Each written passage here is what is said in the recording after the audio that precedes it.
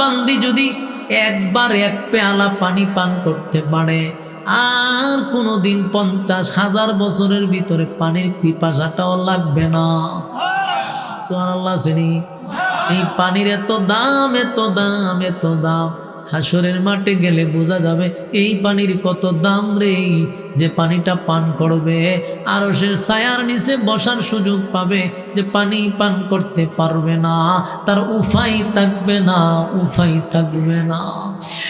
পানি যদি পান না করতে পারি গো, জিহ্বাটাও কুকুরের মতো বাহির হয়ে যাবে, মাথার মগজটাও গলে যাবে, অস্তিত্ব বিলীন হয়ে যাবে। যদি এক ফোঁটা পানি পান করতে পারি পানির পিপাসাও লাগবে না, জিহ্বাও বাহির হবে না। পানি না পান করলে অস্তিত্ব টিকে থাকবে না। কথা কি বুঝতেছেন?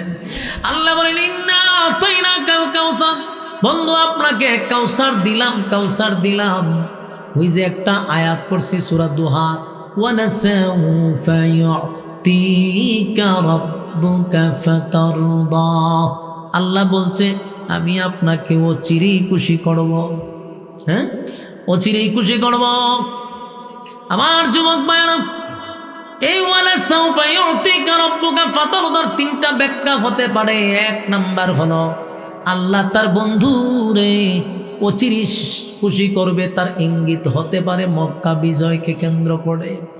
দুই নাম্বার আল্লাহ তার বন্ধুরে বাইতুল মুকাদ্দাস নিছে, আল্লাহ তার বন্ধুরে সিদরাতুল মুনতাহায় নিছে, আরশে আজিমে নিছে, ইনভাইট করছে বন্ধুরে বন্ধুর বাড়িতে। সেই ওয়ালা সাউফা ইউতিকা রাব্বুকা ফাতারদা, খুব শীঘ্রই আপনাকে খুশি করব। তার মানে হতে পারে বন্ধু আপনারে আমি ইনভাইট করলাম আরশে আজিমে সুবহা।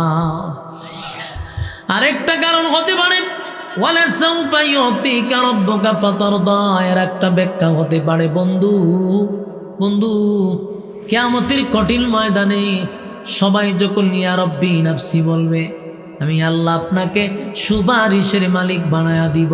জোরে কোন সুবহান।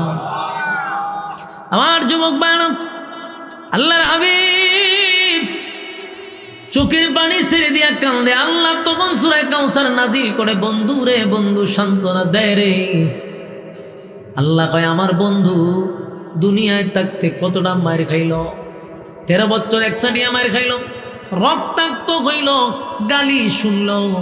দেখবেন দুনিয়ার দল করতে গিয়া যদি কেউ মায়ের খায়, বিএনপির মানুষ যদি আওয়ামী লীগের কাছে মায়ের খায়, বিএনপি যদি ক্ষমতাত আসে, যে আওয়ামী লীগের কাছে মায়ের খাইছে তার প্রমোশন বাড়বে না কমবে? কেন বাড়বে? কারণ দলের জন্য মায়ের খাইছে। কথা কয় না? দলের জন্য মায়ের খাইছে রে, দলের জন্য চেষ্টা করছে, তাই দল ক্ষমতায় গেলে তারে ভ্রমণ করার সুযোগ দেয়। কথা কয় না? দল তারে ভ্রমণ করার সুযোগ দেয়, দল তারে বিভিন্ন দেশে ঘোরার সুযোগ করে দেয়, তুমি একটু এনজয় করে আসো। দলের জন্য বহু মায়ের খাইছ, বহু মায়ের খাইছ, দলের জন্য তুমি অনেক ক্লান্ত, দলের জন্য অনেক গালি শুনছ, রাষ্ট্রীয়ভাবে তোমারে এনজয় করার জন্য সুযোগ করে দিলাম। দেখবেন নেতারা এনজয় করার জন্য চীন, জাপান, আমেরিকা, তারপরে চলে যায় থাইল্যান্ডে ঘোরার জন্য, চলে যায় সিঙ্গাপুরে। এর উদ্দেশ্য হলো এনজয় করতে গেছে। নেতারা এনজয় করে সাগরের পাড়ে ঘুমাইয়া ঘুমাইয়া বোতল টানে রে, আর ডান্স তো পাগলু ডান্স দেখে ঠিক নেই। নেতারা কি এনজয়টা না করে, 2টা বোতল লইয়া টানে, হুররা চতুর্দিকে নাচানাচি করে। এটা হলো আমাদের এলাকা আর আমাদের দেশের নেতাদের এনজয় করা। আল্লাহ কয় দুনিয়ার নেতারা দুনিয়ায় মাইর খাইলে তার প্রমোশন বাড়ে, দুনিয়ায় ভ্রমণ করার সুযোগ পায়। আর আমার বন্ধু আমার দল করতে গিয়ে মাইর খাইল, বন্ধু আমার দল করতে গিয়ে মাইর খাইছে রে, বন্ধু আমার দল করতে গিয়ে রক্তাক্ত হইছে, বন্ধু আমার দল করতে গিয়া দান দান বাংলো, আমার দল করতে গিয়ে রক্ত ঝরাইল। আল্লাহ বলে বন্ধু আমি আপনারে প্রমোশন বাড়ায়া দিব। আল্লাহ তার বন্ধুরে দাওয়াত দিছে, স্পেশাল দাওয়াত দিয়া দিছে। দুনিয়ার নেতারা দুনিয়ায় ভ্রমণ করে না বন্ধু, আপনারে দুনিয়ায় ভ্রমণ করাবো না, আপনার আমি 7 আসমানে ভ্রমণ করাবো। জুড়ে জুড়ে কোন সুবহান। এবার আল্লাহর নবীকে জিবরাইল সফর সঙ্গী বানাইয়া মক্কা থেকে এক লাফে চলে গেল বাইতুল মুকাদ্দাস। সেখানে গিয়া আল্লাহর নবীকে বাইতুল মুকাদ্দাসের ভিতরে ঢুকাইয়া লক্ষাধিক নবী রাসূলকে আল্লাহ সেখানে বসাইয়া নবীরে ইমাম বানাইয়া সামনে পাঠাইয়া দিলেন। লক্ষাধিক নবী রাসূলকে আমার আল্লাহ মুসল্লি বানাইয়া দিলেন। সেদিন থেকে আমার নবীর একটা উপাধি ইমামুল মুরসালিন। আমার নবীর আল্লাহ সমস্ত নবীদের ইমাম বানাইয়া দিল রে। তারপরে আমার আল্লাহ বলে, বন্ধু এটা তো আপনার দুনিয়ার সফর, এখন আপনাকে আমি আর দুনিয়ায় সফর করাবো না। দুনিয়ার নেতার সাথে আপনার নেতাগিরির তুলনা হয় না, তাই আপনার সফরটাও হবে দুনিয়ার থেকে আলাদা। তাই আল্লাহ বন্ধুরে দাওয়াত দিয়া প্রথম আসমান, দ্বিতীয় আসমান, তৃতীয় আসমান, এইভাবে 7টা আসমান আছে রে। এইভাবে 7 আসমান পর্যন্ত বন্ধুরে নিয়ে গেছে। জুরে কোন সুবহান। সিদরাতুল মুনতাহায় গেল।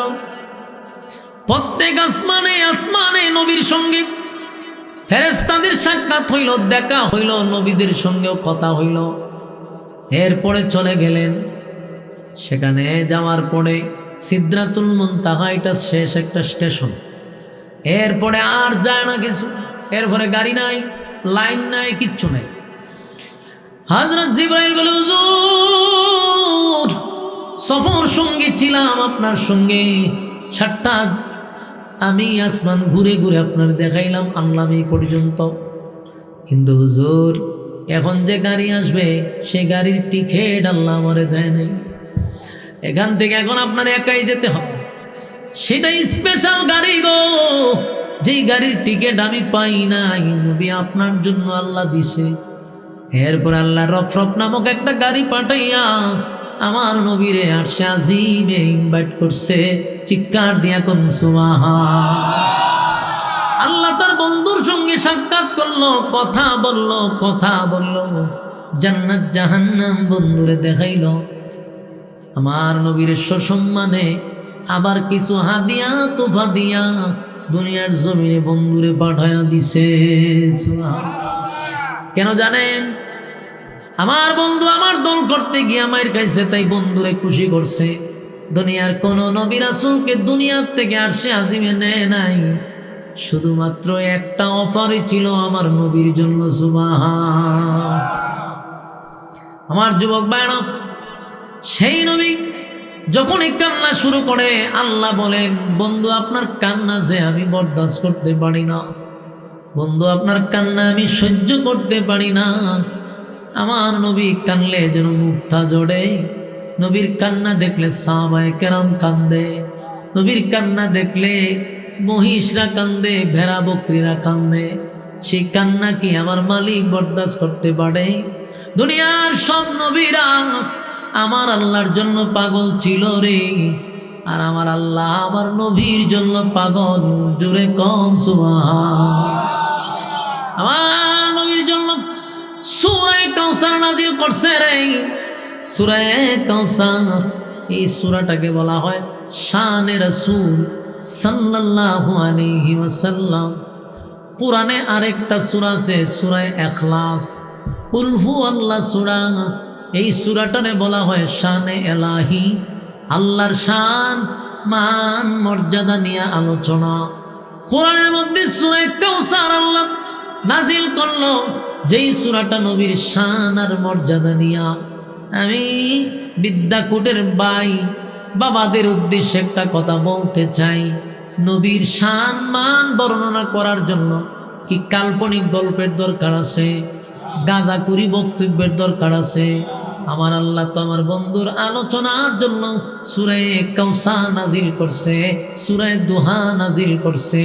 অসংখ্য গণিত সূরা আছে যেই সূরার মধ্যে নবীর গুণ কীর্তন তুলে ধরছে, অথচ বাপ দাদার কাল্পনিক গল্প বলে বলে কুতাইতে কুতাইতে আর কেতকুতানি দিতে দিতে মাহফিল শেষ করে ওয়াজের নামে শুরু করে বন্ডামি, জিকির নামে বন্ডামি, নাসানাসির নামে বন্ডামি। ওয়াজ মাহফিলটার একটা যাত্রা ফালা বানাইছে। এই বাউলটা যখন মঞ্চে গান গাইতো এরকম বাউলদেরকে পাঠাইছে এখন ওয়াজের মঞ্চে। এই ওয়াজের মঞ্চটা তারা একেবারে একটা যাত্রা ফালার মতো বানাইছে। ফুসা গজে পরে তো বোঝা যায় যাত্রা ফালার থেকে আইছে, কথা হয় না? লাল নীল বাতি ধরায় আয়, ওরে বাবা রে বাবা, টিকলি মিকলি লাগায় কত কিছুতে লাগায়। ওরে বাবা রে বাবা, বেটেনতে লাল কাপড় পরা হইলো মহিলাদের জন্য, পুরুষের জন্য লাল কাপড়, এটা মাকপুর, এটা ফরজ করে তুই লাল কাপড় দিয়া ভাগরি বান্ধে, উল না দিয়া ভাগরি বান্ধে, উল না লাগায়, কিতা করে কিতা না। ওই যে কইলাম, বুঝছেন নি? ই তালের যা বুঝার বুঝ জানেন আপনারা, এ তো হেই তালের লোক এখানে ঢুকছে। আমার যুবক বায়ানক, ওয়াজ মাহফিলে নবীর শান নিয়ে আলোচনা করলে আল্লাহ নবীর শানে সূরা নাজিল করছে। আল্লাহর সম্মান তাওহীদের আলোচনা করলে সূরা ইখলাস নাজিল করছে। সূরা 114টা আছে, একটা সূরা নিয়ে আপনি আলোচনা করেন। কিন্তু ভাই ওয়াজের নামে যা বন্ডামি শুরু হয়েছে, এটার কারণে আজকে গোটা বিশ্বের কাছে মুসলমান লাঞ্ছিত, মুসলমান লজ্জিত। ইসলামটারে মানুষ মনে করে এটাই বুঝি ইসলাম। এরারই তালবাহানা দেখলে মানুষ মনে করে এটা নাম বুঝি ইসলাম, কথা কই না দি? আমার যুবক বায়ানক, আল্লাহ রাব্বুল আলামিন তার বন্ধুরে খুশি করার জন্য সূরা কাউসার নাজিল করে প্রথম সুসংবাদটা কি শোনাইছে? আপনারে আমি কাউসার দান করলাম বন্ধু, আমি কিন্তু আদমরে দান করি নাই বন্ধু, আমি কিন্তু ইব্রাহিমরে দান করি নাই বন্ধু, আপনারে কাউসার দিলাম। তাহলে প্রথম নাজিল করে বন্ধুরে খুশি করে দিল। জুরে কোন সুবহানাল্লাহ। এরপর আল্লাহ বলেন, ফাসাল্লি লিরাব্বিকা ওয়ানহার ইন্না শানিআকা হুয়াল আবতার। আল্লাহ বলেন, আপনি আপনার রবের জন্য কুরবানি করেন আর সালাত আদায় করেন, কুরবানি করেন আর সালাত আদায় করেন। আপনি আল্লাহর রাস্তায় কুরবানি করেন। শুধু গরু জবাইয়ের কথা এখানে উল্লেখ করা হয় নাই, কুরবানি অনেক কিছুকে বোঝায়। আল্লাহর রাস্তায় কুরবানি করেন। একটা মাদ্রাসা দিছেন, এটাও আল্লাহর রাস্তায় কুরবানি করলেন। একটা দ্বীনি প্রতিষ্ঠান করলেন, আল্লাহর রাস্তায় কুরবানি করলেন। মানুষকে সাহায্য করলেন, যে কোনো জায়গায় আপনি দান সদকা করলেন, সবগুলাকে মিলাইয়ে কুরবানি বলা হয়। আল্লাহ বলেন, বন্ধু আপনার রবের জন্য আপনি কুরবানি দেন আর সালাত আদায় করেন। সুবহানাল্লাহ। এখানে হাউজে কাউসারের পাশে সালাত কেন রাখলো? বুঝা গেল রে, হাউজে কাউসার পান করবে কারা জানোনি? যারা সালাত আদায় করবে তারাই তো আমার নবীর বরকতি হাতের পানি পান করবে।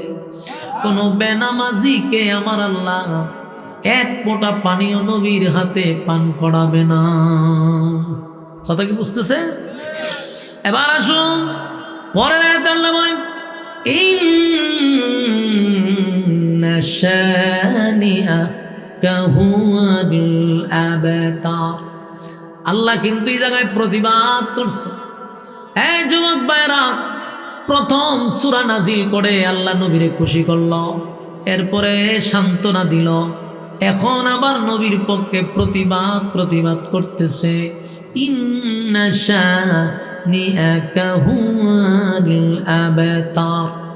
নিশ্চয়ই তারা আবেতার, তারা আবেতার। তারা কারা রে? যারা আমার নবীর আবেতার কইছে, কথা হয় না?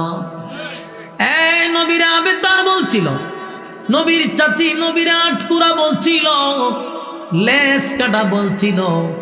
মক্কার মানুষ কেউ প্রতিবাদ করে নাই, নবীরে কেউ সান্ত্বনা দেয় নাই।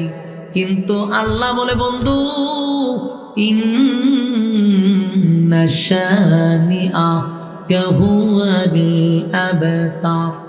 নিশ্চয়ই তারা আবেতার, তারা নির্বংশা, তারা লেস কাটা। কারণ আমি আল্লাহ, ওই যে আমি বলছিলাম প্রতিবাদ করছে, নবীরে খুশি করলো, সান্ত্বনা দিল, এখন প্রতিবাদ। এরা কয় নবী 8 টুকরা আর আল্লাহ কয় নিশ্চয়ই তারা 8 টুকরা। সুবহানাল্লাহ। আল্লাহ তার বন্ধুর পক্ষ হইয়া প্রতিবাদ করে রে, নবীর পক্ষ হইয়া প্রতিবাদ করে, নবীর পক্ষ হইয়া প্রতিবাদ করে। আল্লাহ কয় নিশ্চয়ই তারা আবেতার, তারা লেস কাটা, তারা নির্বংশা। কারণ নবী গো, আপনি দুনিয়া থেকে বিদায় হয়ে গেলে আমি আল্লাহর নাম থাকবে যতদিন, আপনি নবীর নাম থাকবে ততদিন। এই জমিন থেকে আপনার নাম মুছে যাবে না, এই নবীর নাম জমিন থেকে মুছবে না। যেদিন ইসরাফিল সিংহাত ফু মারবে, দুনিয়া তছনছ হয়ে যাবে, সেদিন আল্লাহ বলেন এই দিন পর্যন্ত আপনার নাম জমিনে আছে, আমার নামও আছে। বন্ধু টেনশন করবেন না, আপনার নামের ইজ্জত রক্ষা করবে রুহানি সন্তানরা। তাই আল্লাহ প্রতিবাদ করে বলেন আমার বন্ধু আবেতার নয় রে, আমার বন্ধুর নাম নেওয়ার জন্য কিয়ামত পর্যন্ত লোক থাকবে। এই যে আমরা নবীর শানে দুরূদ পড়ি, সেকেন্ডে সেকেন্ডে সেকেন্ডে লক্ষ কোটি দুরূদ নবীর রওজাতে পৌঁছে যায়। উম্মতরা যে কোনো প্রান্তে নবীর দুরূদ যদি পড়ে, ঘুমাইয়া পড়েন, দাঁড়াইয়া পড়েন, শুইয়া পড়েন, কিন্তু এই দুরূদ আমার নবীর কাছে ফেরেশতারা পৌঁছায়া দেয়। আমার যুবক ভাইয়েরা, আমার নবীর শানে মানুষ দুরূদ পড়ে, কত সেকেন্ডে সেকেন্ডে গোটা পৃথিবীর থেকেই আমার নবীর উপরে দুরূদ বর্ষিত হয়। নবীর রোজা মুবারকে সাহাবায়ে কেরামরা বলেন আমরা যখন নবীর দুরূদ পড়তাম, আল্লাহর নবী বলতো আমার দুরূদ যারা পড়বে আমি দুনিয়ার থেকে বিদায় হয়ে গেলেও আমার আল্লাহ ফেরেশতাদের মাধ্যমে অমুকের নাম, অমুকের ঠিকানা, তোমার বাবার নাম কি, তোমার নাম কি, সব ঠিকানা সহ নবীর রোজা মুবারক আল্লাহ পৌঁছায়া দিবে। সুবহানাল্লাহ। আমার যুবক ভাইয়েরা, তার মানে বোঝা গেল এই পৃথিবী আছে যতদিন আমার নবীর নাম আল্লাহ রাখবে ততদিন। সুবহানাল্লাহ। তাই আল্লাহ বলেন ইন্না শানিআকা হুয়াল আবতার, নিশ্চয়ই তারা আবেতার। আজকে তাকায়া দেখেন যারা নবীর আবেতার বলছিল, যেমন আবুল আহাব্বা, আবুল আহাব্বার বউ, বলুন তো দেখি আজ পর্যন্ত আবুল আহাব কারো নাম পাইছেন? আবুল আহাব্বা নাম কারো পাইছেন? উতবা কারো নাম রাখছে? উতাইবার বংশ সরে গেল, আবুল আহাবের বংশরা শেষ। আবুল আহাবের নাম নেওয়ার মতো কেউ নাই। আমার নবীর নাম সেকেন্ডে সেকেন্ডে নবীর নাম বলা হয়, সেকেন্ডে সেকেন্ডে নবীর দুরূদ পৌঁছানো হয়। জুরে কোন ঠিক নেই আমার যুবক ভাইয়েরা। তাই আমরা যখনই সুযোগ পাবো আমরাও দুরূদ পড়ব। একবার দুরূদ পড়লে 10টা নেকি, একবার দুরূদ পড়লে 10টা গুনাহ মাফ, একবার দুরূদ পড়লে 10টা রহমত বর্ষিত হয়। জুরে কোন সুবহান। আমার যুবক ভাইরা, শেষ কথা হলো সূরা কাউসার নাজিল করছিল বন্ধুরে খুশি করার জন্য। সূরা কাউসার নাজিল করছে বন্ধুরে সান্ত্বনা দেওয়ার জন্য। সূরা কাউসার নাজিল করছে নবীর পক্ষে প্রতিবাদ করার জন্য। বলুন তো দেখি 3টা পয়েন্ট আপনারা পাইছেননি? আরো জোরে পাইছেন? 1 নাম্বার সান্ত্বনা দিল কি দিয়া? রুহানি সন্তান দিয়া। জবাব দেয় না। 1 নাম্বার সান্ত্বনা রুহানি সন্তান দিয়া, 2 নাম্বার খুশি হইল কাউসার দিয়া, 3 নাম্বার প্রতিবাদ করলো আল্লাহ আবেতার উল্টা জবাব দিয়া। ঠিক নেই? কারা কারা এই কথাগুলি বুঝছেন হাত তুলেন তো দেখি। লিল্লাহে তাকবীর, লিল্লাহে তাকবীর। রাজি আছেন তো ইনশাআল্লাহ? আর ভবিষ্যতে নবীর রুহানি সন্তানরা নবীর ইজ্জত রক্ষা করবে ইনশাআল্লাহ। আল্লাহ কবুল করুক, আমিন। সবাই দুরূদ পড়েন। আল্লাহুম্মা সাল্লি আলা মুহাম্মাদিন ওয়া আলা আলি মুহাম্মাদ কামা সাল্লাইতা আলা ইব্রাহিম ওয়া আলা আলি ইব্রাহিম ইন্নাকা হামিদুম মাজিদ। আল্লাহুম্মা সাল্লি আলা মুহাম্মাদিন ওয়া আলা আলি মুহাম্মাদ কামা সাল্লাইতা আলা ইব্রাহিম ওয়া আলা আলি ইব্রাহিম ইন্নাকা হামিদুম মাজিদ। হুজুর দোয়া করুন, দোয়া করুন, বলেন না। বাবা সবাই দোয়া শরীক ইনশাআল্লাহ। আমরা যারা আছি বাহিরে দোয়া শরীক ইনশাআল্লাহ। আল্লাহুম্মা আমিন। আলহামদুলিল্লাহি রাব্বিল আলামিন ওয়াসসালাতু ওয়াসসালামু আলা সাইয়্যিদিল আমবিয়াই ওয়াল মুরসালিন ওয়া আলা আলিহি ওয়া সাহবিহি আজমাইন। রব্বুল আলামিন আল্লাহ নজুলে রহমতের দ্বার প্রান্তে আল্লাহ সাদা সাদা দাড়িওয়ালা মুরব্বীদেরকে নিয়ে হাত বাড়াইছি। আল্লাহ আমার নওজোয়ান কিছু তরুণ যুবক ভাইদেরকে নিয়ে হাত বাড়াইছি। আল্লাহ কত হাজি সাহেবদেরকে নিয়ে হাত বাড়াইছি। আল্লাহ কত নওজোয়ান আমার আলেম উলামাদেরকে নিয়ে হাত বাড়াইছি। জাতির শ্রেষ্ঠ সন্তান জাতির রাহবার আলেমদেরকে নিয়ে হাত বাড়াইছি। পর্দার আড়ালে মা বোনদেরকে নিয়ে হাত বাড়াইছি। আমি গুনাহগার নাগান্দা নাফরমান নালায়েক অযোগ্য আপনার দরবারে হাত বাড়াইলাম। আল্লাহ আমাদের জীবনের সগীরা কবিরা ইচ্ছা অনিচ্ছা দেখাইয়া না দেখাইয়া অঙ্গ পতঙ্গর দ্বারাই যত গুনাহ করছি মেহেরবানি করে গো জিন্দেগির গুনাহ মাফ করে দেন। আল্লাহ বাকি জিন্দেগি যতদিন বাঁচায় রাখবেন ইহদিনাস সিরাতাল মুস্তাকিম সঠিক সরল রাস্তার উপরে চলার তৌফিক দেন। যেমনে চললে আপনি মালিক খুশি ওইভাবে জীবনটাকে পরিচালনা করার তৌফিক দেন। বাকি জিন্দেগি যতদিন বাঁচায় রাখবেন আপনার হুকুম রাসূলের তরিকা অনুযায়ী চলার তৌফিক দেন। শয়তানের ওয়াসওয়াসা থেকে হেফাজত করেন, শয়তানের চক্রান্ত থেকে হেফাজত করেন। আল্লাহ বিশেষ করে মানুষ শয়তান থেকে হেফাজত করেন। আল্লাহ মানুষ শয়তান থেকে হেফাজত করেন, জিন শয়তান থেকে হেফাজত করেন। আল্লাহ আমাদের ঘরের বিবি বাচ্চাগুলারে নেককার বানায়া দেন। আল্লাহ আমাদের সন্তানগুলাকে নেককার বানায়া দেন। আল্লাহ আমরা যারা হাত বাড়াইলাম বিশেষ করে এই এলাকার আল্লাহ বিদ্যাগড়ের এই এলাকায় যত মুসলমান নরনারী কবরে শায়িত আছে আল্লাহ প্রত্যেকের কবরের আযাব মাফ করে দেন। আমরা যারা হাত বাড়াইছি আমরাও তামাম জিন্দেগির গুনাহ বোঝা লইয়া হাত বাড়াইছি, মেহেরবানি করে মাফ করে দেন। বাকি জিন্দেগি যতদিন বাঁচায় রাখবেন ইহদিনাস সিরাতাল মুস্তাকিম সঠিক সরল রাস্তার উপরে চলার তৌফিক দেন। আল্লাহ বিশেষ করে আমরা যারা হাত বাড়াইলাম এই মাহফিলটা যারা করলো বিদ্যাকূটের মধ্যে যারা এখানে হাত বাড়াইছে আল্লাহ যারা হাত বাড়াইলো আমার ডাইনে এবং বামে সামনে এবং পিছনে এই এলাকায় যত মুসলমান নরনারী কবরে শায়িত আছে প্রত্যেকের সব পৌঁছায় দেন। আল্লাহ আমাদের মধ্যে অনেকের মা নাই বাবা নাই দাদা নাই দাদি নাই কবরে গেছে, তাদের কবরের আযাব মাফ করে দেন।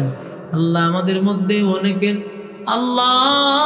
আমাদের মধ্যে অনেকের স্ত্রী সন্তানও হারাইয়া আল্লাহ ঘরের মধ্যে আছে। এমন ব্যক্তিকে আপনি আল্লাহ ধৈর্য ধারণ করার শক্তি দেন। আল্লাহ আমাদের মধ্যে অনেক অসুস্থ আছে, আমাদের মধ্যে যারা অসুস্থ আছে তাদেরকে শিফা দান করেন। আমাদের মধ্যে অনেক মা বাবা বেঁচে আছে, হায়াতে আমলে বরকত দিয়া দেন। আল্লাহ আমরা যে যে সমস্যার মধ্যে জর্জরিত সমস্যাগুলি সমাধান করে দেন। আল্লাহ আমরা কেউ অভাবে আছি, অভাব দূর করে দেন। কেউ ঋণগ্রস্ত আছি, ঋণ থেকে মুক্তি দেন। কেউ অসুস্থ আছি, শিফায়ে কামেলা আজেলা দান করেন।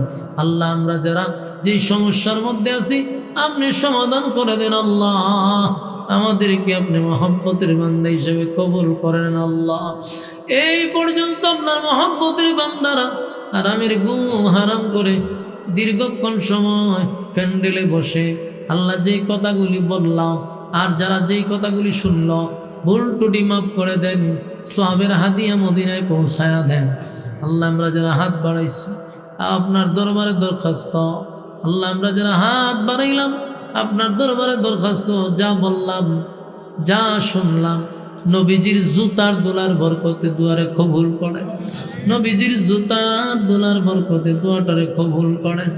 এই এলাকার যে কমিটিরা একত্রিত হইয়া মাহফিলটা করছে টাকা দিয়া পয়সা দিয়া বুদ্ধি দিয়া শ্রম দিয়া আল্লাহ এই কমিটি মসজিদ কমিটিকে আল্লাহ যুবক বৃন্দদেরকে হায়াতে আমলে বরকত বাড়ায়া দেন। আল্লাহ ব্যবসা বাণিজ্যে বরকত বাড়ায়া দেন, খামাই রোজগারে বরকত বাড়ায়া দেন। আল্লাহ শেষ দরখাস্ত, আমরা যারা এখান থেকে বিদায় হব নিষ্পাপ বানায়া বাড়ির দিকে পৌঁছায়া দেন। সুবহান রাব্বিকা রাব্বিল ইজ্জাতি আম্মা ইয়াসিফুন ওয়া সালামুন আলাল মুরসালিন ওয়ালহামদুলিল্লাহি রাব্বিল আলামিন।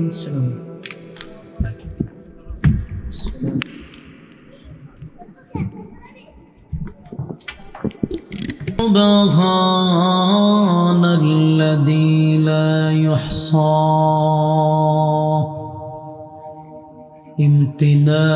امتنانه باللسان ولا بالقلم، ونشهد أن لا إله إلا الله وحده لا شريك له، وأشهد أن سيدنا وسندنا وحبيبنا ومولانا محمدا عبد الله ورسوله، أرسله بالحق بشيرا ونذيرا وداعيا إلى الله بإذنه وسراجا منيرا. أما بعد فأعوذ بالله من الشيطان الرجيم. بسم الله الرحمن الرحيم. ডিলে হালকা ডিলেটা একটু উঠাই দেন হালকা। إنا أعطيناك الكوثر فصل لربك وانحر إن شانئك هو الأبتر. صدق الله العظيم. দুরূদ শরীফ পড়েন। আল্লাহুম্মা সাল্লি আলা মুহাম্মাদিন ওয়া আলা আলি মুহাম্মাদ কামা সাল্লাইতা আলা ইব্রাহিম ওয়া আলা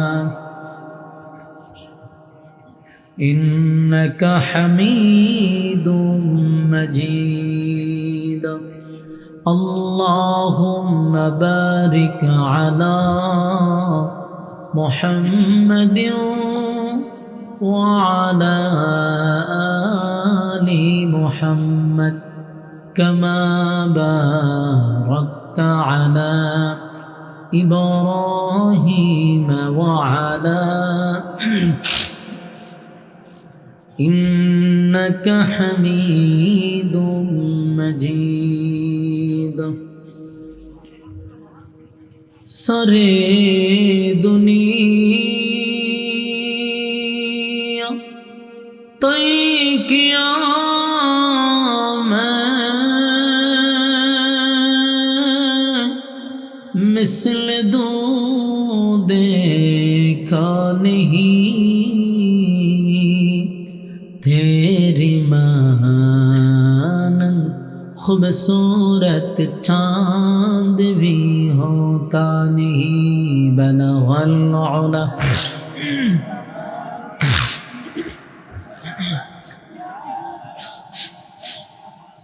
حسنت جميع خصاله صلوا علیہ ذکر باطل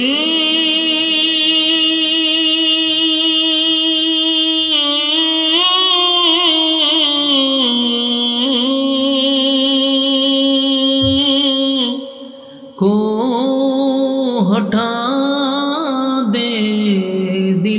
से रब जिक्र में तेरे लगा दे रोज शाब ला इलाहा इल्लल्लाह ला इलाहा जोड़े ला इलाहा ला इलाहा इल्लल्लाह ला इलाहा ला इलाहा ला इलाहा ला इलाहा इल्लल्लाह मुहम्मदुर रसूलुल्लाह सल्लल्लाहु अलैहि वसल्लम। আলহামদুলিল্লাহ, ব্রাহ্মণবাড়িয়া জেলার অন্তর্গত বিদ্যাকোট দক্ষিণপাড়া বাইতুল মামুর জামের মসজিদ কমিটি ও যুবক বৃন্দের উদ্যোগে আয়োজিত বার্ষিক ইসলামী সম্মেলনের সম্মানিত যিনি সভাপতি হজরত মাওলানা মিজানুর রহমান সাহেব দামাত বরকাতুহু ওয়াজ করেছেন আপনাদের সামনে হজরত মাওলানা মুফতি কাউসার আহমদ হাসানী সাহেব দামাত বরকাতুহু। আরও অনেক ওলামায়ে কেরাম আপনাদের সামনে নসিহত পেশ করেছেন। আপনারা কথাগুলি শ্রবণ করছিলেন। আলহামদুলিল্লাহ, এই পর্যন্ত আপনারা যারা বসে আছেন এবং রাস্তাঘাটে যারা আছেন, দোকানপাটে যারা আছেন, তাদের কাছেও আমি বিনয়ের সাথে বলবো আমরা ফ্যান্ডেলে চলে আসি। কারণ আল্লাহ যদি হায়াতে বাঁচায় রাখে আগামীকাল পর্যন্ত বাচ্চা যদি আমরা থাকি, গল্প আড্ডা আমরা মারতে পারবো, গল্প করার সুযোগ আছে যদি বাচ্চা থাকি, আড্ডা মারার সুযোগ আছে যদি বাচ্চা থাকি। কিন্তু আগামীকাল পর্যন্ত বেঁচে থাকলেও, হায়াত থাকলেও এই মাহফিলটাতে বসার সুযোগ নাই। বাচ্চা থাকলেও সুযোগ নেই, আর বেঁচে থাকলে গল্প করার সুযোগ আছে। তাহলে আপনার আড্ডা এবং গল্প আজকের জন্য বাদ দিয়ে এই বরকতি মজলিসে আলেমদের সহবতে বসে যাই। যতক্ষণ বসা থাকবো নাজালাত আলাইহিমুস সাকিনা, উপর থেকে সাকিনা রহমত নাজিল হবে। ফ্যান্ডেলের ভিতরে যতক্ষণ থাকবো নিরাপদ, গুনাহ হবে না, এটাই সম্ভব। ফ্যান্ডেলের বাহিরে গেলে গুনাহ যে হবে এটাও সম্ভব। গুনাহমুক্ত পরিবেশে আমরা বসছি। দীর্ঘক্ষণ সময় আপনারা কাউসার আহমদ হাসানী সাহেবের কথা শুনছিলেন খুব মনোযোগ সহকারে। এখন আমরা মাহফিলের শেষ প্রান্তে চলে আসছি। মোনাজাত দিয়ে বাড়িতে যাবই না, এরকম নিয়ত আমাদের করতে হবে যে আমরা মোনাজাত দিয়ে বাড়িতে যাব ইনশাআল্লাহ। তাই রাস্তাঘাটে যারা আসি ফ্যান্ডেলের ভিতরে আমরা চলে আসি। সম্মানিত সুধী, মুসলমানের ক্লান্তি লগ্নে আমরা এখানে বসছি। ফিতনা ফাসাদের এই যুগে আমরা দ্বীনি মজলিসে বসছি। আপনারা খুশি না বেজার? শুকরিয়া আদায় করছি আলহামদুলিল্লাহ। লক্ষ কোটি দুরুদ এবং সালাম আল্লাহর সৃষ্টির প্রধান আকর্ষণ জনাবে মুহাম্মদুর রাসূলুল্লাহ সাল্লাল্লাহু আলাইহি সাল্লাম। আপনারা দ্বীনি কথা শোনার জন্য আরামের বিছানা ছেড়ে নরমাল বিছানায় বসছেন। আমি আপনাদের সামনে মহাগ্রন্থ আল কোরআনের 114 সূরার মধ্যে সবচেয়ে ছোট একটা সূরা, এর চেয়ে কোনো ছোট সূরা নাই। এই সূরাটা আপনাদের সামনে আমি তেলাওয়াত করছি। কিন্তু আশ্চর্য হয়েছি, আপনারা মাহফিল আসেন, হবিগঞ্জ থেকে আমি আসলাম, আর আপনারাই এলাকার মানুষ ঘুমতে থেকে নাচতে পারলেন না, ঠিক না? হবিগঞ্জ থেকে গিয়ে কষ্ট করে দাওয়াত দিছে, এত দূর সফর করে আসার পরে যদি এই দৃশ্য দেখুন লাগে, বক্তারও কথা বলার আগ্রহ উৎসাহ বাড়ে না। আপনার কমিটি যারা মাহফিল করাইছে তাদেরও আগ্রহ উৎসাহ আর বাড়তে চায় না, কষ্ট পায় যে এত কষ্ট করলাম, রাত দিন অক্লান্ত পরিশ্রম করলাম, যাদের জন্য আয়োজন করলাম তারা বাড়িতে গল্প করে, তারা বাড়িতে ঘুমিয়ে আছে, কেউ আড্ডাতে আছে, কেউ রাস্তাতে আছে। এজন্য ভবিষ্যতেও যেন এই মাহফিলটা টিকে থাকে, যুবকরা মসজিদ কমিটিরা যেন তাদের উৎসাহটা না হারায়।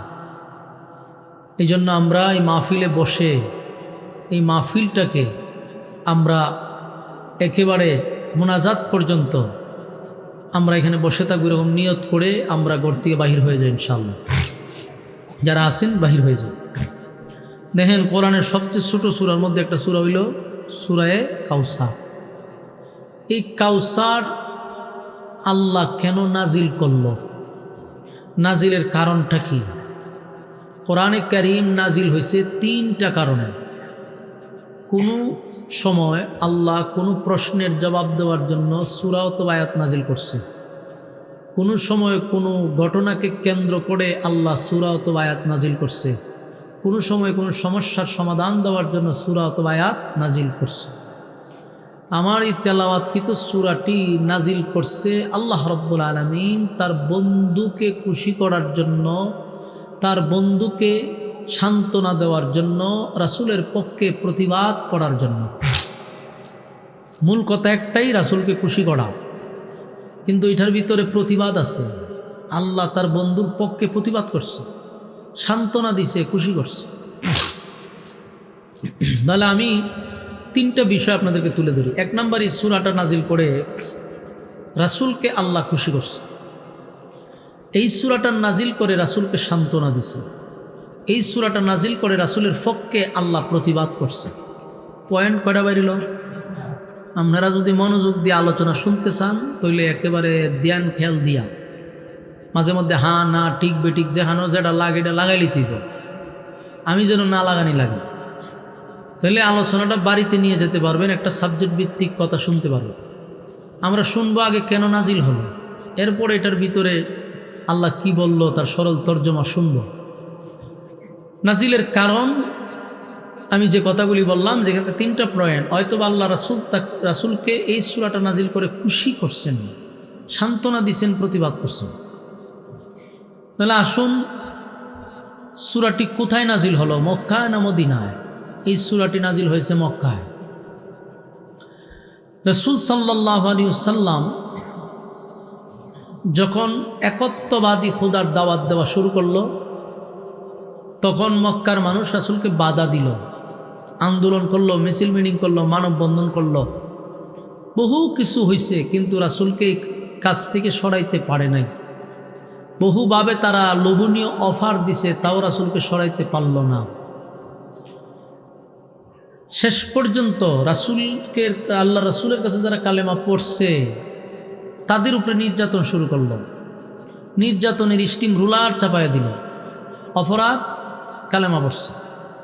প্রথম অংশে যারা কালেমা পড়ছে অধিকাংশ ছিল গরিব, কৃতদাস, গোলাম। তাদেরকে মারলে কেউ প্রতিবাদ করে না, তাদের পক্ষে কেউ দাঁড়ায় না, এই জন্য তাদেরকে মারতে লাগলো। যেমন বেলাল গোলাম, খাব্বাব গোলাম, এরকম অসংখ্য সাহাবী গোলাম ছিল, তাদেরকে মারলে কেউ দাঁড়ায় কথা বলে না, এদের উপরে নির্যাতন চালাইল। আল্লাহর রাসূল সাল্লাল্লাহু আলাইহি সাল্লাম কালেমার দাওয়াত দেয়, মানুষ গালমন্দ করে, কিন্তু টাচ করে না, আঘাত করে না। কেন? এখনো আবু তালেব বেঁচে আছে, এখনো আম্মাজান খাদিজা বেঁচে আছে। আম্মাজান খাদিজা যদিও নবীর স্ত্রী, কিন্তু ওনার একটা মহিলা হইলে ওনার একটা পাওয়ার ছিল। আর যেই কারণগুলি থাকলে মানুষের পাওয়ার থাকে, সবগুলা কারণ আম্মাজান খাদিজার মধ্যে ছিল। যেমন আম্মাজান খাদিজা তৎকালীন সময় একজন শিক্ষিত ছিল, তো স্বাভাবিক আমরা জানি শিক্ষিত মানুষদেরকে মানুষ সম্মান করে, ঠিক না? 2 নম্বর হলো আম্মাজান খাদিজা তৎকালীন সময়ে একজন শিল্পপতি ছিল, মানে টাকাওয়ালা। আমরা এটাও জানি যার টাকা আছে তার সুনাম আছে, যার টাকা আছে তার মানুষ সম্মান করে। 3 নম্বর হলো আম্মাজান খাদিজা সম্ভ্রান্ত পরিবারের ছিল। 4 নম্বর হলো উনি রূপে গুণে সেরা ছিল। সবগুলা কারণে মানুষ ওনার সামনে যাইতে ভয় পাইত, কারণ যোগ্যতা আছে, কথা বলতে মানুষ ভয় পাইত। তাই আল্লাহর রাসূলকে গালি দিলেও আম্মাজান খাদিজার সামনে কেউ গালি দেয় নাই অথবা আক্রমণ করে নাই। অন্যদিকে রাসূলের আপন চাচা আবু তালেব, যদিও উনি ঈমান আনে নাই, কিন্তু ওনাকে মানুষ ভয় পাইত। কেন? উনি তখন মক্কার কুরাইশের একজন সর্দার ছিল, পাওয়ারফুল নেতা, তাই নেতার সামনে মানুষ কথা বলতো না। এই 2 জন যতদিন জীবিত ছিল রাসূলকে কেউ টাচ করতে পারে নাই। তো ঘটনাটা কি ঘটল? আল্লাহর রাসূলের চাচা মারা গেল, আবু তালেব মারা গেল, মানে রাসূলের একটা সাইড শেষ। এরপর আম্মাজান খাদিজাও মারা গেল, রাসূলের আরেক সাইড শেষ। শেল্টার দেওয়ার মতো কেউ নাই। যার কাছে সুখের কথা দুঃখের কথা রাসূল বলতো, সেই স্ত্রী প্রিয়তমা চিরদিনের জন্য চলে গেছে। রাসূলের ভিতরে একটা ব্যথা, চাচাও গেল স্ত্রীও গেল, মনের মধ্যে কষ্ট আছে না নাই? মক্কার পরিস্থিতি ভিন্ন হয়ে গেল। এখন আল্লাহর রাসূলের বিরুদ্ধে সবাই কথা বলে, সাহস পায়, মারমুখী অবস্থা, কারণ বাধা দেওয়ার তার কেউ নেই। মারমুখী অবস্থায় রাসূল সাল্লাল্লাহু আলাইহি সাল্লাম দেখলো পরিস্থিতি মক্কার ভালো না। এখন কালেমার দাওয়াত নিয়ে গেলে মানুষ খেফা অবস্থায় আছে। রাসূল চিন্তা করলো পরিস্থিতিটা স্বাভাবিক হোক, এখানকার যে পরিস্থিতি এখন মানুষ মারমুখী, তাহলে আমি আপাতত মক্কায় কিছুদিনের জন্য মক্কা ছেড়ে আমি একটু দূরে যাই, সেখানে গিয়ে কালেমার দাওয়াত দিই, পরিস্থিতি স্বাভাবিক হলে আবার আসবো। এক বুক আশা নিয়ে রাসূল চলে গেলেন তায়েফে।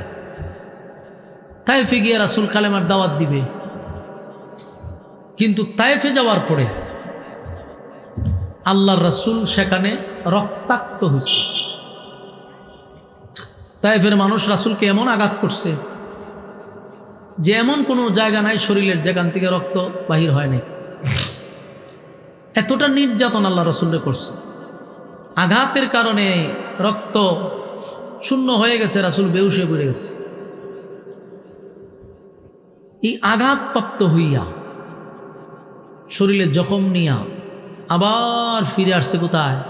মক্কায়।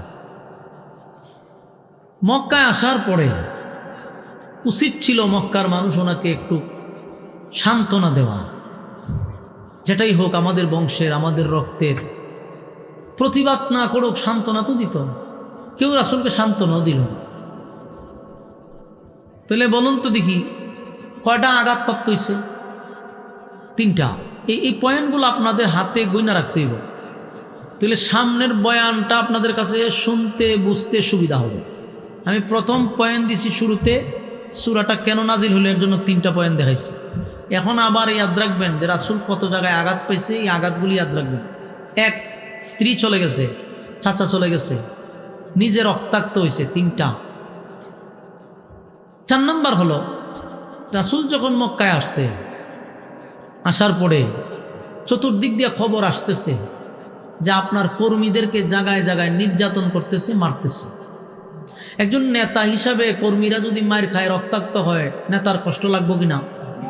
এটা নবীর আর একটা কষ্ট, কারণ উনি তো এমন একজন নেতা ছিলেন কর্মীদের ব্যথায় ব্যতীত হয়, কর্মীদের কান্নায় উনি কান্দে।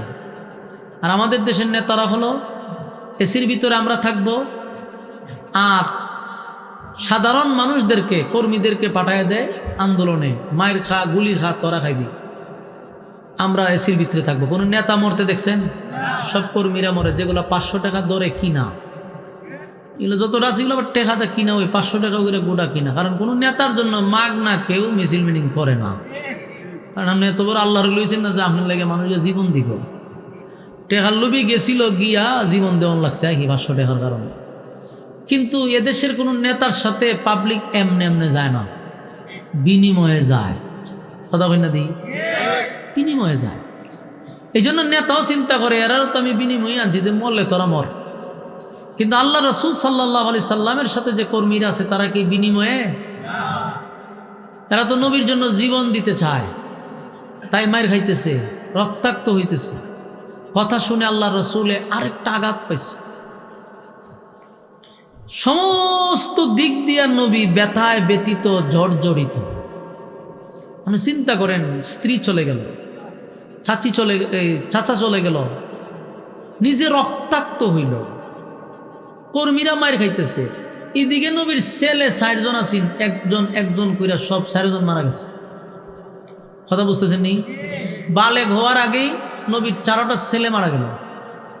বাবা হিসাবে তার সন্তান যদি মারা যায়, বাবা হিসাবে আঘাত পাইব কিনা? এখানে নবী আরেকটা আঘাত প্রাপ্ত। 4টা ছেলে নবীর চলে গেল, নিজের হাতে ছেলেদেরকে গোসল করাইছে। নিজের হাতে কাপন পড়াইছে, নিজের হাতেই নবী জানাজা পড়াইল, নিজের হাতে কবরে লামাইল, মাটি দিল। বাবা হিসাবে নবীর মনে আরেকটা কষ্ট, সব আঘাত লইয়া মনে কষ্ট নিয়া খানায় কাবার সামনে বসে রয়েছে। এর মধ্যে আরেকজন সাহাবী আয়েশা কয়, হুজুর আপনার আফন চাচি, নাম হইল উম্মে জামে, ওই আবুল আহেব্বার বউ, যে আপনার শাশিরে দেখলাম রাস্তার মধ্যে মানুষের কাছে আপনার বিরুদ্ধে অপপ্রচার করতেছে। কি অপপ্রচার? আপনি বলে আবেতার, আবেতার বইলা বইলা আপনার গালি দিতেছে। আবেতার শব্দের অর্থ হইল আটকুড়া, নির্বংশা, লেস কাটা। কথা বুঝতেছেন? রাসূল এরকম গালি দিতেছে। এই আবুল আহাবের বউ মানুষকে বুঝায়, তোমরা যার কালেমা পড়ছো, যার উপরে ঈমান আনছো, বাপ দাদার ধর্ম ছাড়ছো, সে তো নিজেই একটা আবেতার। নাউজুবিল্লাহ। সে মারা যাওয়ার পরে তার বংশ থাকবে না, তার নাম নেওয়ার মতো কেউ থাকবে না।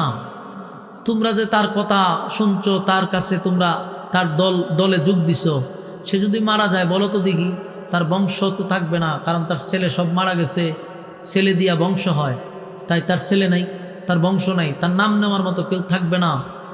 এ আটকুরা নির্বংশ বলে গালি দিতেছে। এই কথাটা একজন সাহাবী রাসূলের কানে আয়া পৌঁছায় দিছে। আল্লাহর রাসূল এই কথাটা শুননা রাসূলের চোখ দিয়ে পানি চলে আসছে। আপনারা একটু খেয়াল করবেন, হাতে গণবেন। 1 নাম্বার চাচা মারা গেছে,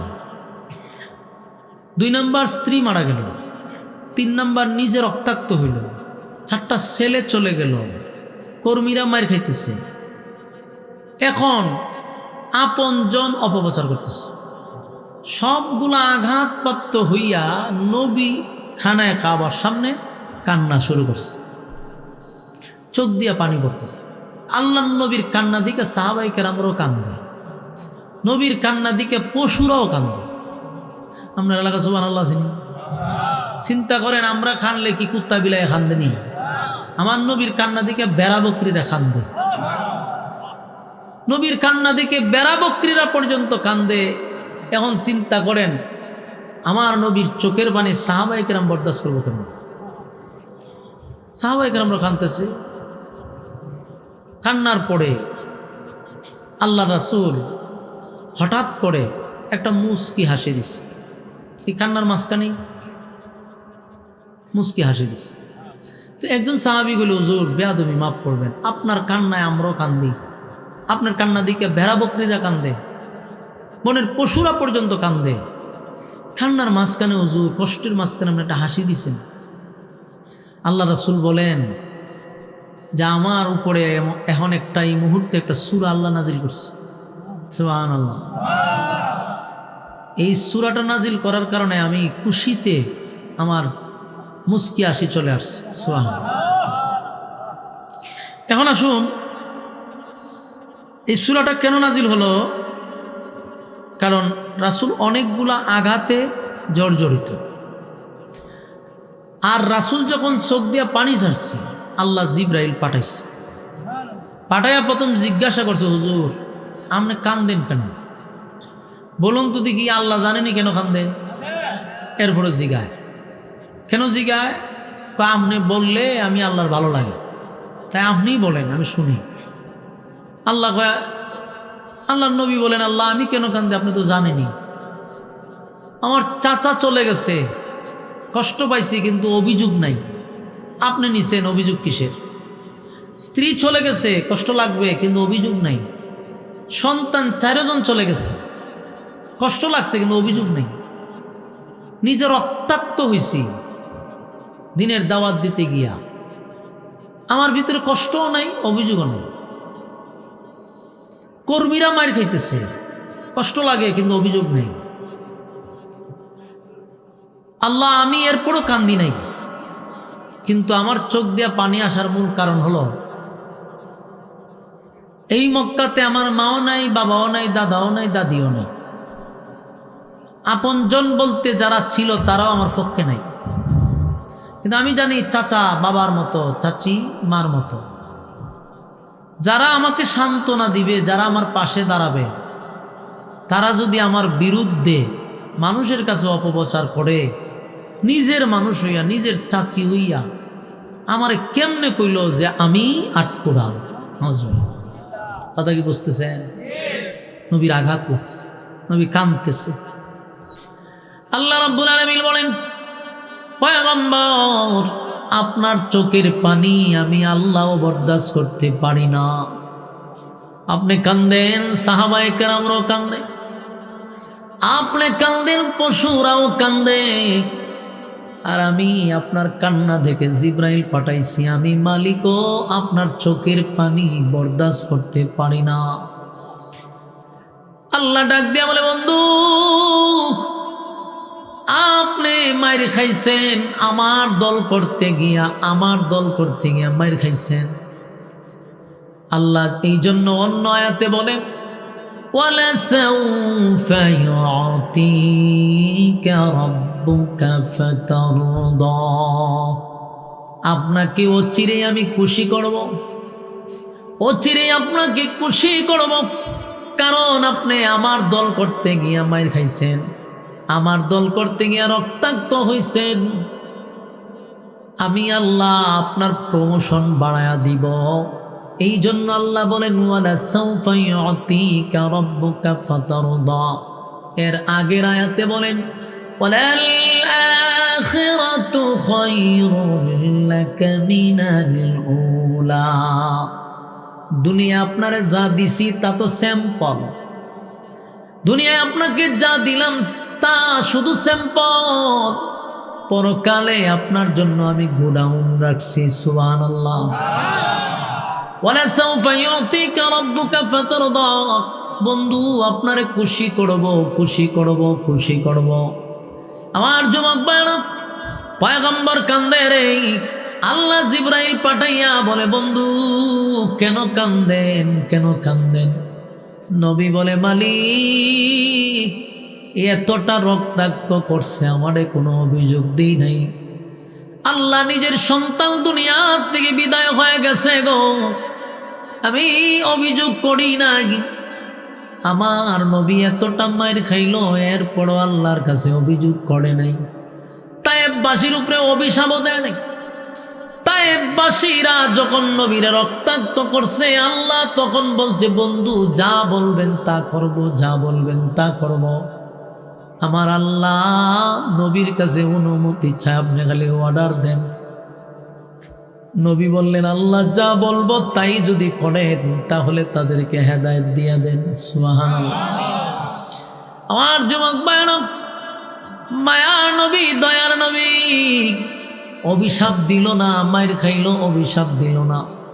এই মক্কাবাসী কি পরিমাণ নির্যাতন যে করছে শুনলে আর সহ্য হবেন। আমার নবীরে তারা এতটা নির্যাতন করছে 13টা বছর, এক চাটিয়া এক তরফা, কোনো প্রতিবাদ রাসূলের পক্ষ থেকে ছিল না। তারা একতরফা আমার নবীরে তারা মারছে, নবীর সাহাবীদেরকে দুনিয়া থেকে বিদায় করে দিছে, রক্তাক্ত করছে, শান্তি দেয় নাই, নির্যাতন করছে।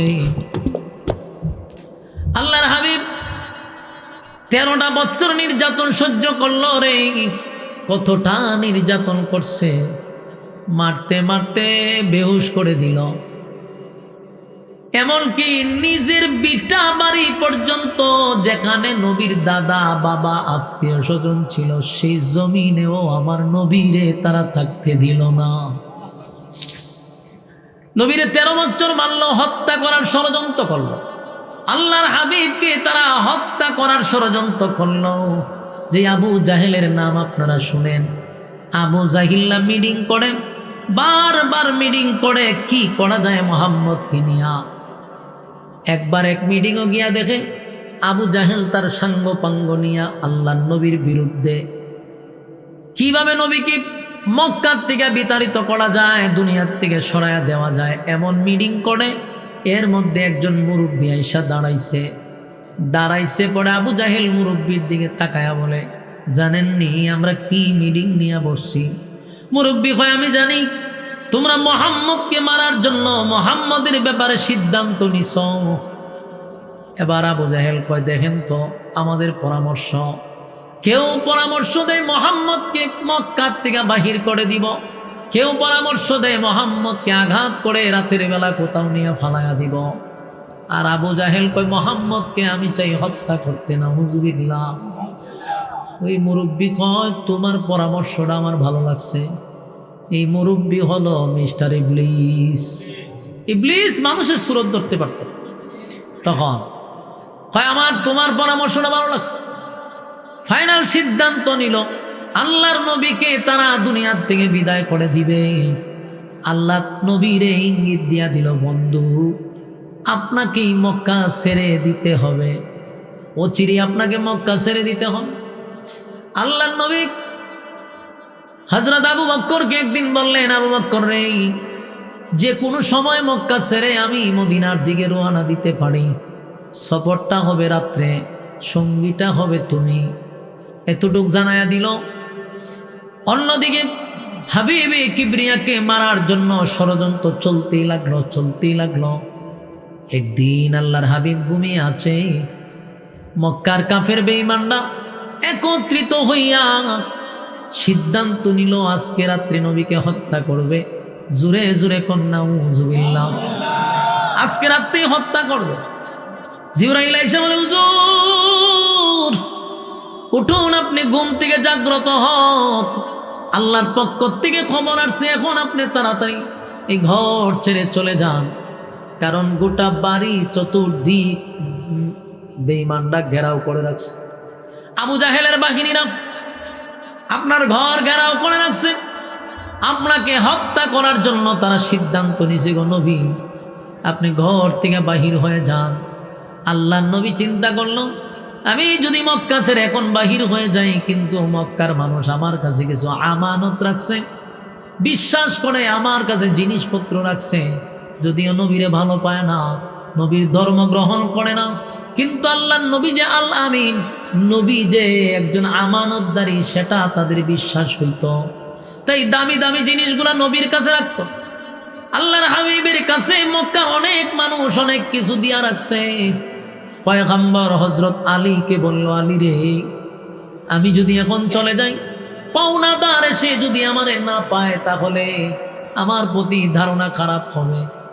তাই আমি চাই আমি ঋণ মুক্ত হইয়া কোথাও চলে যাই। আমার মালিক আমার অর্ডার দিস, আমার চলে যেতে হবে। হ্যাঁ আলী, আমি যে এই বিছনায় শুয়ে গেলাম, ঠিক এই বিছনাতে তুমি কম্বল মুড়ি দিয়া শুয়ে থাকো, আর জিনিসপত্রগুলা মানুষ আসলে তাদেরকে বুঝাইয়া দিও, আর শীঘ্রই তোমার সাথে আমার দেখা হবে মদিনায়। সুবহানাল্লাহ। হ্যাঁ, কথা বলেন, আমার কথাগুলি মনোযোগ দিয়া শুনেন। হযরত আলী নবীর বিছানায় কম্বল মুড়ি দিয়া শুয়ে গেল। শোয়ার সাথে সাথে বলুন তো দেখি, এই সময়টায় যদি আপনাকে শোয়ানো হয়, আপনার কি ঘুমে ধরবে? কারণ নবী মনে করেই তো তারা তরবারি চালাইব, কারণ নবীর বিছানায় হইল হযরত আলী। বেঈমানরা দরজা খুলেই তো আক্রমণ করবে। হযরত আলী ওই জায়গাতে কিভাবে ঘুমায় রে? বেঈমানরা চতুর্দিক দিয়া, ঘরের চতুর্দিক দিয়া দাঁড়ায় আছে। আল্লাহর হাবিব ঘর থেকে বাহির হইয়া দরজাটা খুইলা উনি বলতে লাগলেন, ওয়াজআলনা মিন বাইনি আইদিহিম সাদ্দান ওয়া মিন খালফিহিম সাদ্দান ফাআগশাইনাহুম ফাহুম লা ইউবসিরুন। আল্লাহর নবী আয়াতটা পড়ে বালুর মধ্যে ফুঁক দিয়া যখন ছিটায়া দিল, প্রত্যেকটা বেঈমানের কোনায় কোনায় গিয়া ঢুকে গেছে। বেঈমানরা তাদের হাত দিয়া চোখ কসলাইতে লাগলো। আল্লাহর হাবিব তাদের সামন দিয়া বাহির হয়ে গেছে। সুবহানাল্লাহ। তারা বলতে পারে না, কারণ তারা চোখে হাত দিয়া কসলাইতে ছিল। নবী নিরাপদে একেবারে তাদের কাছ থেকে চলে গেছে। অন্যদিকে বেঈমানরা ঘরের ভিতরে প্রবেশ করলো। ঘরের ভিতরে প্রবেশ করে যেই মাত্র তরবারি নিয়া নবীর বিছানার সামনে দাঁড়ায় আছে, নবী মনে করে তারা হত্যা করবে। কিন্তু হঠাৎ করে একজন কম্বলটা সরাইলেন, সরায়া দেখেন নবীর বদলে এখানে হযরত আলী শুয়ে আছে। সুবহান। হযরত আলী রাদিয়াল্লাহু তাআলা খুব গভীর ঘুমে, তারা ডাইকা তুলছে, হেই মিয়া তুমি এখানে কিভাবে ঘুমাইলা? কিরে আলী, আমরা তো জানি এখানে তোমার নবী মুহাম্মদুর রাসূলুল্লাহ সাল্লাল্লাহু আলাইহি সাল্লাম ঘুমানোর কথা। আলী রে, মোহাম্মদ নাই করেছিল? বলেছিল তো। বাহির হইল কোন সময়? বলে তোমাদের সামন দিয়া আমার নবী বাহির হয়ে গেছে। সুবহান। আর হয় কি আশ্চর্যের ব্যাপার! আর তুমি এখানে যে শুইলা, তোমারে তো আমরা গভীর ঘুম থেকে ডাইকা তুললাম, তুমি এই সিচুয়েশনে ঘুমাইলা কেমনে? কারণ আমরা তো আক্রমণ করলাম বলে মোহাম্মদ মনে করে, তো তোমার কি একটু ভয় লাগে নাই যে আমরা যে তোমার হত্যা করবো? তোমাকে ভয় লাগছে না? হয় আমি যাবৎ যত ঘুম ঘুমাইছি, আজকের মতো এত গভীর ঘুম আমার কখনো লাগে নাই। সুবহান। আচ্ছা কোন এখানে কি ঘুমাবার সময়? হযরত আলীরে প্রশ্ন করলো, আলী তোমার কি ভয় লাগে নাই? হযরত আলী কয়, হ্যাঁ ভয় লাগার কথা, কিন্তু আমার লাগে নাই। তার কারণ আছে। বলে কেন? আমার নবী মম যখন ঘর থেকে বাহির হয় তখন আমারে বলছে কেন শুয়ে থাকার জন্য, মানুষের আমানত গুলা ফিরাইয়া দেওয়ার জন্য। আর নবী যাওয়ার সময় একটা কথা বলছে, খুব তাড়াতাড়ি আমার সঙ্গে মদিনায় দেখা হবে। সুবহান। আল্লাহর নবী যেহেতু বলছে মদিনায় দেখা হবে রে, তাহলে পৃথিবীর সমস্ত শক্তিও আমাকে মারতে পারবে না। এটা আমার বিশ্বাস আর ইয়াকিন। তাই আমি চিন্তা করেছি, নবী বলছে আমার সাথে মদিনায় দেখা করবে, তার মানে আমার কেউ মারবে না, আমি মরবো না, এটা নিশ্চিত হয়ে গেছে। তাই আমি গভীর ঘুমাইছি। আমার যুবক ভাইরা, অন্যদিকে হাবিবে কিবরিয়া আবু বকরের দরজায় গিয়া যখন নাড়া দিলেন, একটা ছোট্ট করে ডাক দিলেন, আবু বকর। আবু বকর দরজার ওপার থেকে ডাক দিয়া বলেন, লাব্বাইক ওয়া সাদাইক ইয়া রাসূলুল্লাহ। আল্লাহর নবী আশ্চর্য হয়ে গেছে, আমি এত ছোটভাবে তোমার ডাক দিলাম, জোরে ডাক দেই নাই, দরজায় বড় কোনো আঘাত করি নাই। আবু বকর রে, তুমি কি আমার জন্যই দাঁড়ায়া ছিলা? আবু বকর বলে, হুজুর আজ থেকে কয়েক মাস আগে একদিন আমার আপনি বলেছিলেন যে আপনি রাত্রির বেলায় কোনো সফরে যাবেন, সঙ্গীটা হব আমি। সেদিন আমি এই কথা শোনার পরে আজ পর্যন্ত আমার পিঠ বিছানায় লাগাই নাই। আমার যুবক ভাইরা, নবীর প্রতি কত মায়া, নবীর প্রতি কত মায়া রে! এই যাবৎ পর্যন্ত বিছানায় ফিট লাগায় না।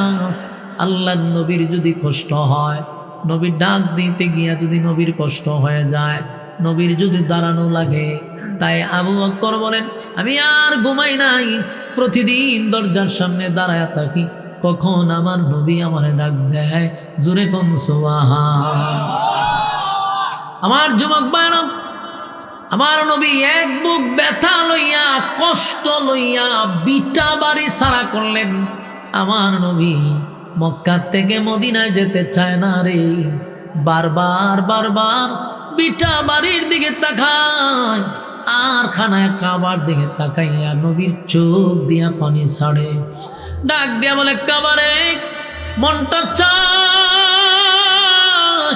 তোর পাশে আমি থেকে যাই, কিন্তু কাবারে আমি তো তোর পাশে থাকতে পারলাম না, তোর প্রতিবেশীরা আমারে থাকতে দিল না।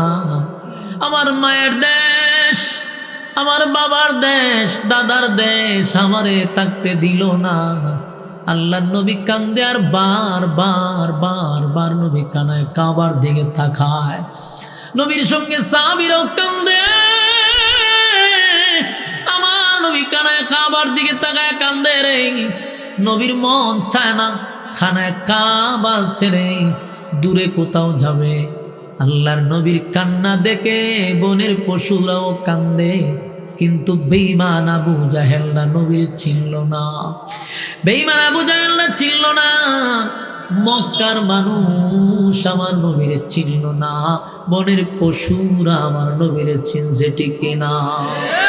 বনের পশু চিনল ঝারে, চিনল না মানুষ তারে।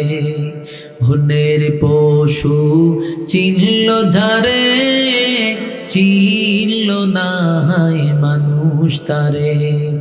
আল আহাদে ডাকে দিলে তাই, আল আহাদে ডাকে দিলে তাই, কাপের বেদিন পাথর মারে।